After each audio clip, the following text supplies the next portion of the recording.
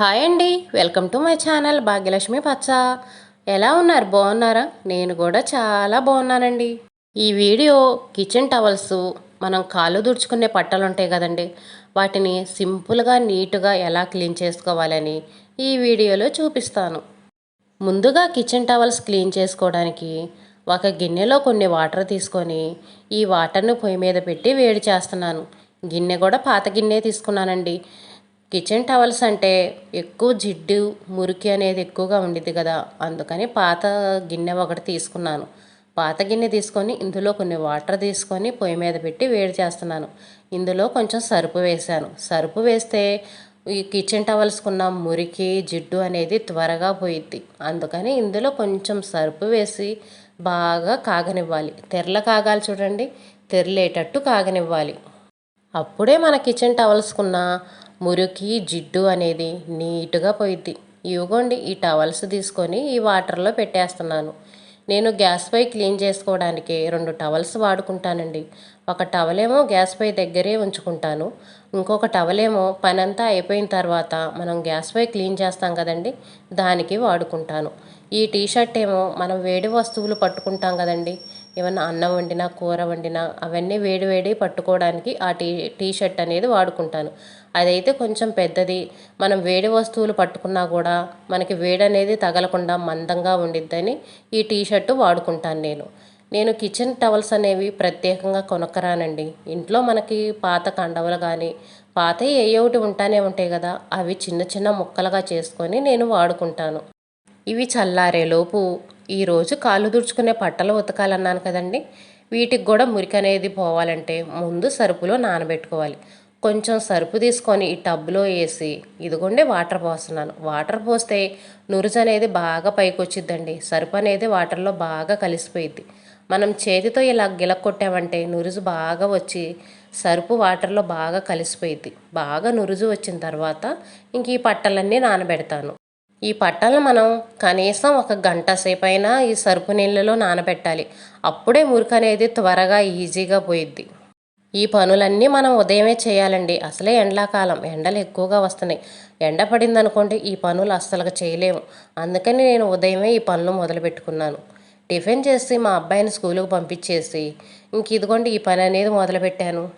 అసలే పల్లెటూరు వాళ్ళకి దుమ్ము ధూళి అనేది ఎక్కువగా వచ్చిద్దండి. సిటీలో ఉన్న వాళ్ళకంటే పల్లెటూరుల వాళ్ళకే దుమ్ము అనేది ఎక్కువగా ఉండిద్ది. బయట ఎక్కువ మట్టి ఉండిద్ది కదండి, పిల్లలు ఆటలాడుకుంటా ఆ మట్టి అంతా తొక్కొస్తారు. తొక్కి కాళ్ళు తుడుచుకునే పట్ల నిండా పోస్తూ ఉంటారండి. ఎక్కువ డస్ట్ అనేది పల్లెటూరులో వాళ్ళకి మాత్రం ఎక్కువగా వచ్చిద్ది. బట్టలు ఉతకడానికి నేను రిన్ సబ్బే వాడతానండి.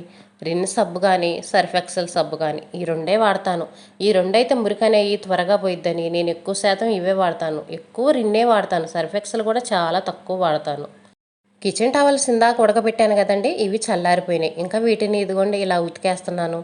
ముందు సబ్బు పెడతాను. సబ్బు పెట్టిన తర్వాత ఇంకా ఇదిగోండి బ్రష్ కొడతాను. బ్రష్ కొట్టి నీట్గా అప్పుడు ఉతికేస్తానండి. 1కి 2 సార్లు బ్రష్ కొడతాను. బ్రష్ కొడుతుంటే చూడండి ఎంత మురికి వస్తుందో. మురికి కాదు, ఇది జిడ్డు. జిడ్డండి, ఎంత జిడ్డు ఉండిద్దో. కిచెన్లో మాత్రం చాలా జిడ్డండి. వీటిని మేమైతే మసిగుడ్డలు అంటాము. అంత మసి ఎక్కువగా ఉండిద్దని మసిగుడ్డలు అంటామండి. చూడండి ఉతుకుతుంటే ఎంత వస్తుందో జిడ్డు. ఇదంతా ఆయిలేనండి, ఆయిల్ మరకలే ఇవంతా. వేడి నీళ్ళల్లో ఉడకబెట్టకపోతే ఈ జిడ్డు అనేది అస్సలుగా వదలదు. ఇంట్లో పాత టవల్ ఒకటి ఉంటే వాటిని చిన్న చిన్న ముక్కలుగా కట్ చేసుకొని ఇంకా గ్యాస్ పొయ్యి క్లీన్ చేయడానికి, మిక్సీ క్లీన్ చేయడానికి ఇంకా వాటికి వాడుకుంటూ ఉంటానండి. అందుకనే ఒక పాత కండవని ఇలా 4 ముక్కలుగా కట్ చేసుకున్నాను. మనం టవల్స్ కొనుక్కు రావాలనుకోండి, ఒక్కొక్క టవల్ కనీసం 20 రూపీస్ అయినా ఉండిద్ది. మనం 5 టవల్స్ తీసుకురావాలి. 5 టవల్స్ 100 రూపీస్ ఉంటాయండి. ఎందుకు అలా డబ్బులు వేస్ట్ చేసుకోవటం? పాత కండవలు అలాంటివి చాలా ఉంటాయి మన ఇంట్లో, పాత టవల్స్ అవన్నీ. వాటన్నిటిని ఇలా చిన్న చిన్న ముక్కలుగా కట్ చేసుకొని వాడుకోవచ్చు. ఇవి వాడటానికి పనికిరానప్పుడు పడేసి ఇంకా పాత కండవలు అవి వస్తూనే ఉంటాయి కదా, వాటిని మళ్ళీ చిన్న ముక్కలుగా కట్ చేసుకొని వాడుకుంటూ ఉండొచ్చు. ఉన్న దాంట్లోనే ఈ విధంగా పొదుపు చేసుకుంటా జాగ్రత్తగా వాడుకోవాలండి. ఇప్పుడు కాళ్ళు తుడుచుకునే పట్టలు క్లీన్ చేస్తున్నాను. ఈ పట్టలకు ఉండిద్దండి మురికి, ఎంత మురికి ఉండిద్దోనండి. పిల్లలైతే మట్టిలో ఆటలాడొచ్చి ఆ మురికి మొత్తం మొత్తం ఇదిగోండి ఈ పట్టలకే తుడుస్తూ ఉంటారు.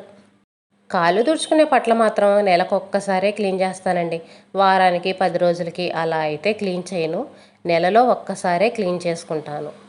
ఈ పట్టలకు కూడా ముందు సబ్బుతో రుద్దేసి, తర్వాత బ్రష్ కొట్టి, తర్వాత ఇదిగోండి బండకేసి 2 బాదులు బాదుతాను.